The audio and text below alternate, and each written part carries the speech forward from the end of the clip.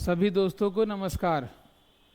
आज बात करने जा रहे हैं हम लोग 18/7/2023 सीजीएल के सेकंड शिफ्ट के क्वेश्चंस को। चलिए देखना शुरू करते हैं और समझते हैं क्वेश्चन को कि इस तरीके के क्वेश्चन को किस तरीके से बनाएं। ज्योमेट्रीज का बहुत अच्छा क्वेश्चन बोला जा रहा है। यदि दो समरूप त्रिभुजों के क्षेत्रफलों का अनुपात 196 और 625 है तो संगत भुजाओं का अनुपात क्या होगा। समझना है इस चीज को। जब भी समरूप त्रिभुज कहे इससे एक रूल रेगुलेशन है, उसको याद रखना है। कहा गया कि अगर मेरे पास कोई दो ट्रायंगल है, मान लिया हमने ए बी सी और दूसरा ट्रायंगल है पी क्यू आर, और बोला गया कि ये दोनों ट्रायंगल आपस में क्या है, सिमिलर हैं, तो एरिया से ये चीज रिलेट करता है। क्या रिलेशन है? कहा जाता है कि area of triangle A B C और area of triangle P Q R, दोनों ट्रायंगल के एरिया का जो रेशियो होगा यह इनके कॉरस्पॉन्डेंस साइड के स्क्वायर के रेशियो के बराबर होगा। दैट मीन्स अगर साइड लेते हैं ए बी और इधर साइड लेते हैं पी क्यू तो इसके स्क्वायर के बराबर होगा। उसी तरीके से ये BC और QR, BC का स्क्वायर और QR के स्क्वायर के बराबर होगा। AC का स्क्वायर और PR का स्क्वायर इस सब बराबर होता है। तो हम मेरे पास दिया गया है इनका एरिया का रेशियो, ये दिया गया है 196 और ये दिया हुआ है 625। हम लोगों को फाइंड आउट करना है केवल AB और PQ का, लेकिन साथ में है स्क्वायर। तो स्क्वायर हटाने का एक आसान तरीका है कि दोनों तरफ आप स्क्वायर रूट ले लीजिए बस। 196 क्या हो गया तो 14 और 625 का रूट कितना है तो 25 हो गया आंसर। तो क्या बोलेंगे आंसर में क्या होगा, दोनों का 14 और 25 का। एकदम आसान चीज है, सिमिलैरिटी से बहुत कुछ रिलेट करता है और क्वेश्चन भी हमेशा आता है, इसीलिए याद रखना इन सब प्रॉपर्टीज को। चलिए नेक्स्ट क्वेश्चन के ऊपर आते हैं हम लोग। बहुत ही शानदार क्वेश्चन ट्रिग्नोमेट्री का, इससे बहुत सारा क्वेश्चन बनता है और अक्सर पूछ लिया जाता है। ठीक है, इसलिए क्योंकि ये एकदम फॉर्मूला पे डिपेंड है। अगर वो फॉर्मूला अच्छे से नहीं आया, ब्रेक करने नहीं आया, तो अक्सर दिक्कत हो जाता है। ओके, देखते हैं। तो पहले समझते हैं। दिया हुआ है यहाँ क्या, sec theta plus tan theta equal to 5। अब इससे पूछा गया है टैन थीटा, लेकिन कुछ भी पूछा जाए आप आसानी से निकाल सकते हैं। चलिए देखते हैं, थोड़ा सा इसका बेसिक है ना। आप सभी को मालूम है कि सेक और टैन में आइडेंटिकल रिलेशन है कि sec square theta minus tan square theta का वैल्यू 1 होता है। अगर हम उसको a और b बोलें तो क्या ये a square minus b square को दिखाता है? तो a square minus b square कहने का मतलब a plus b and a minus B.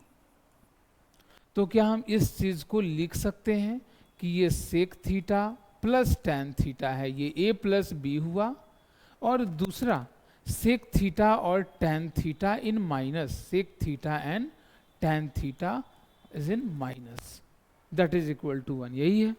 बोलिए दो चीज मल्टीप्लाई के रूप में है, इतना और इतना, दो चीज का गुना 1 है। दैट मीन्स अगर बोलें कि a और b का गुना 1 है, इसके कहने का मतलब साफ है कि a का वैल्यू 1/b होगा, b का वैल्यू 1/a होगा। किसी का भी वैल्यू दिया हुआ है, हम दूसरे का सीधा 1/ उतना लिख सकते हैं। अब बोला इतना और इतना का गुना 1 है, अगर इसका वैल्यू दे रखा है आपके क्वेश्चन में कि m है, इसका वैल्यू क्या है m, तो हम बोल सकते हैं सीधे सीधे इसका वैल्यू 1/m है।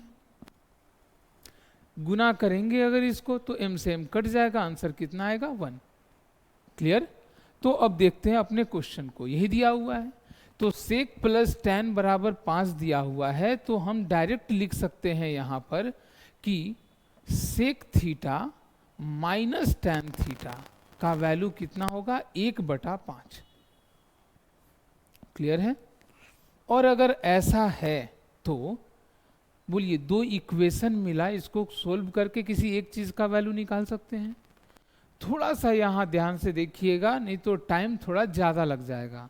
क्या करना है, अगर tan निकालना है तो फर्स्ट टाइम में ही हम सोचेंगे कि tan को कैसे बचाएं। क्लियर है? अगर हम जोड़ देंगे तो tan कैंसिल हो जाएगा, sec बचेगा, sec मिलेगा, फिर tan में निकालना पड़ेगा।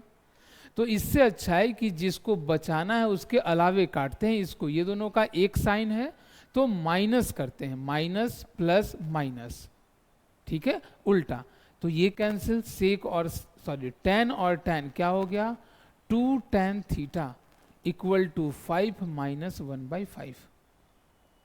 बोलिए 5 पचे 25 से 1 गया, क्या 24/5। तो अगर हम लोगों को केवल tan थीटा निकालना है तो हम लिख सकते हैं 24/5 और ये नीचे 2 से कितना बार में, 12 बार में। आंसर आ गया 12/5। अब देखिए tan का वैल्यू निकल गया तो p और b, ठीक है, पाइथागोरियन ट्रिपलेट से आप बाकी चीजों का वैल्यू आसानी से निकाल सकते हैं। ऐसे इसका आंसर क्या हो गया, 12/5। ध्यान से देखिएगा 12/5 सबसे लास्ट में है। एग्जाम में इन सब चीजों को अच्छे से देखना होता है। कभी कभी ऐसा भी होता है कि 5/12 उसके जैसा दिखा, इसी को टिक लगा के आगे बढ़ गए। इन सब बातों का भी एग्जाम में ध्यान देना है कि जानते हुए कम से कम मेरा क्वेश्चन गलती ना हो। चलिए ठीक है, नेक्स्ट क्वेश्चन पे आते हैं हम लोग। ये तो नॉर्मल था, है ना। यहां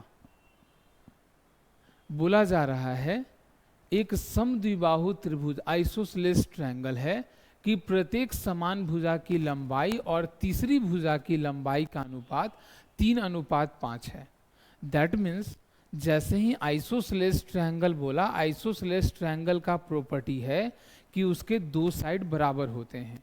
तो दो जो समान भुजा है उसका 3 है, मतलब अगर इसको और इसको बराबर बोले तो क्या ये लिख सकते हैं कि ये भी 3x है, ये भी 3x है, और लास्ट वाला क्या है, 5x है।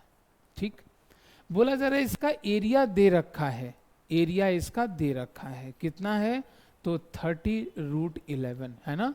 तो तीसरी भुजा की लंबाई, तीसरा भुजा मतलब इसका लंबाई पूछा जा रहा है, 5x का वैल्यू। चलिए ट्रायंगल का एरिया निकालने का, कोई भी ट्रायंगल के एरिया निकालने का बेसिकली 3 ही फॉर्मूला है, 3 से ज्यादा फॉर्मूला नहीं है। ठीक है, कब कब के बारे में ये भी थोड़ा देख लीजिए। जब मेरे पास कोई भी एक ट्रायंगल दिया हुआ रहे और ट्रायंगल का 3 साइड मालूम रहे तो इसका एरिया हम हीरोन्स फॉर्मूला से निकालते हैं, √S, S minus A, S minus B, S minus C. ठीक है, जहां S जो है वो A plus B plus C divided by 2 है, सेमी पेरीमीटर है, अर्ध परिमाप है।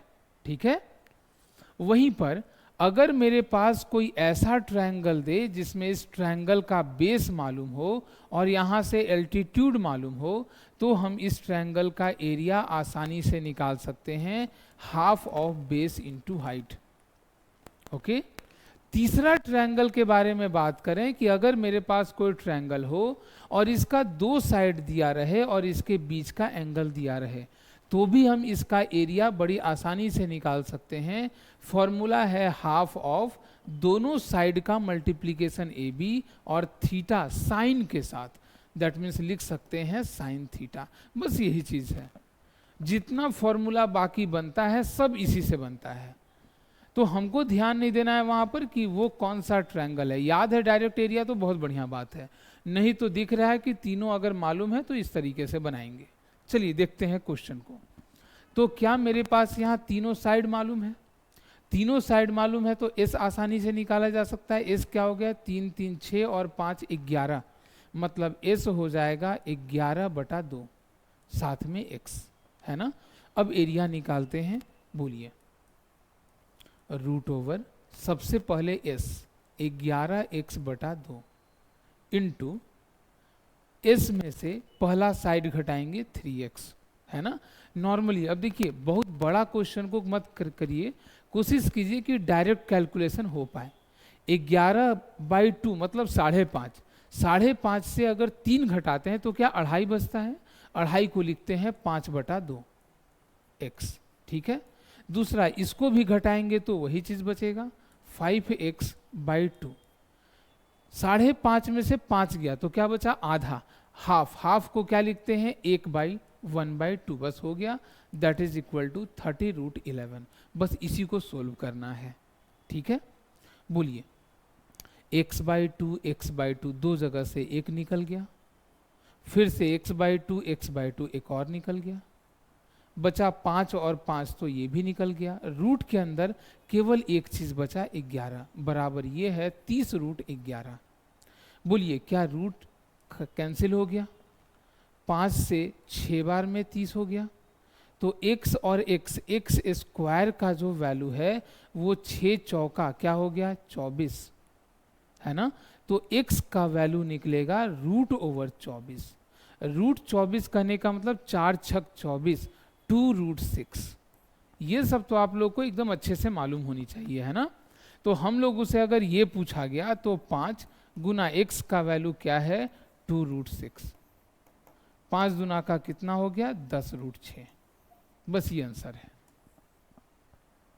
क्लियर है। तरीका और भी है, कैलकुलेशन आसान है, इसलिए इस तरीके से कीजिएगा, समय कम लगेगा। फॉर्मूला याद रखिए तो और अच्छी बात है ना। चलिए, तो इसका आंसर क्या है 10√6। अगले क्वेश्चन के बारे में बात करते हैं हम लोग। अच्छा ये तो ये था है ना। चलिए देखते हैं, आसान सा क्वेश्चन ट्रिग्नोमेट्री का। ठीक है, देखने में लग रहा है कि कितना बड़ा है। बोलिए अभी तुरंत फॉर्मूला के बारे में बात किए थे, a+b a-b। सबसे पहले तो ये है, मल्टीप्लाई में तो क्या a² - b² हो जाएगा। a² मतलब 1/sin² theta minus b² 1/tan² okay. tan का वैल्यू sin/cos होता है, तो ये तो ठीक है 1/sin² थीटा माइनस क्या tan² को लिख सकते हैं sin² थीटा बाई cos, तो cos ऊपर में चला जाएगा, क्या हो जाएगा cos² थीटा। ठीक है, चलिए लिखा जा सकता है, दोनों का एलसीएम क्या है sin² थीटा 1 - cos² थीटा। इस तरीके से हो गया, ये भी 1 - cos² मतलब sin² और ये भी sin² थीटा, कैंसिल होकर के कितना 1, आंसर कितना होगा 1। ठीक है, साइन और कॉस में सिंस रूल रेगुलेशन आसान होता है, मालूम होता है, इसलिए बताया गया। तरीका और भी है, क्या तरीका है, तो जैसे ही ये चीज आया क्या 1/sin हम बोल सकते हैं कि ये कॉसेक है, cosec² थीटा, और 1/tan मतलब cot² थीटा। डायरेक्ट यहीं से हो गया identical formula, cos² theta minus cosec² theta minus cot² theta क्या होता है आंसर 1। ठीक है, किसी भी तरीके से बनाया जा सकता है, फॉर्मूला बहुत भारी नहीं है, आसान सा चीज है ना। चलिए नेक्स्ट क्वेश्चन पे आते हैं हम लोग। प्रॉफिट लॉस का क्वेश्चन है। ठीक है, चलिए देखते हैं। बोला जा रहा है एक वस्तु को 2000 रुपए पर बेचने पर अर्जित प्रतिशत लाभ उस वस्तु को 1200 रुपए में बेचने पर हुई प्रतिशत हानि के बराबर है। बहुत अच्छा क्वेश्चन है। जब भी ऐसा क्वेश्चन दे कि हानि और लाभ बराबर हो जाए, प्रॉफिट और लॉस इक्वल हो जाए, ठीक है, वैसे केस में कॉस्ट प्राइस निकालना एकदम आसान होता है। आप सीधे सीधे कॉस्ट प्राइस निकाल सकते हैं, पहला SP प्लस दूसरा SP डिवाइडेड बाय 2, बस और कुछ नहीं। CP निकल गया, कितना है, पहला 2000, दूसरा कौन 1200 बटा 2, 2 और 1 3, 3200 बटा 2। इसका मतलब रियल में उसका कॉस्ट प्राइस 1600 रुपया है। पहला काम तो बड़ी आसानी से निकल गया। अब 20% लाभ प्राप्त करने के लिए किस मूल्य पर बेचना चाहिए, प्रॉफिट कितना अर्न करना है 20%, तो क्या बेचेंगे हम 120% में, बस हो गया 1600 का 120%, मेरा आंसर। 0 से 0 कैंसिल, गुना करना है 12 छक 72 का 2, एक ही जगह है, कहीं और दिख नहीं रहा है, 2 0 लास्ट में, कौन सा आंसर होगा ये सब थोड़ा ध्यान देना है। आखिर आने वाला जो 2-4 सेकंड है वो काहे के लिए बर्बाद हो, जब ऐसा साफ साफ दिख रहा है तो, है ना। फिर भी 12 छक 72 का 2 7, 12 से एक बार में 12 और 7 कितना 19, क्या वही चीज है? तो इस तरीके से समझना है आपको, कोशिश करना है कि आपके एग्जाम में अगर 1 सेकंड भी आप बचा पा रहे हैं तो बहुत अच्छा बात है, ठीक है। हो सकता है वही 1 सेकंड जो है वो, जैसे टिक लगाना है किसी क्वेश्चन में नहीं लगा पाए, उसी 1 सेकंड के लिए टाइम आउट हो गया।